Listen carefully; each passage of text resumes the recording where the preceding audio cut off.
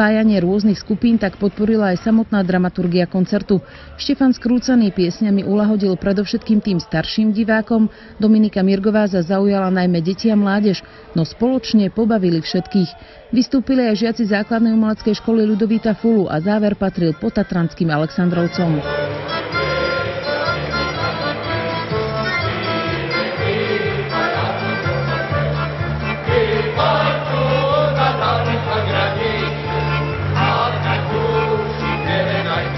Doteraz sa to robilo vždy oddelenie. Bol koncert pre seniorov, bol koncert pre deti.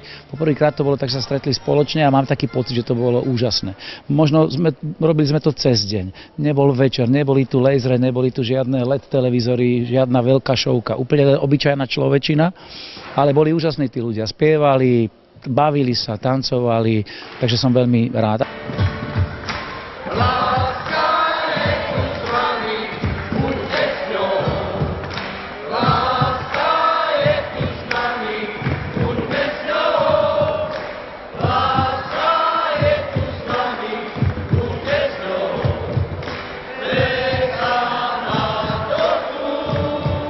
V Ružomberku sa začala nová éra koncertov občianskeho združenia Integrácia spojením detí a seniorov. Túto štafetu prevezmú aj ďalšie mestá.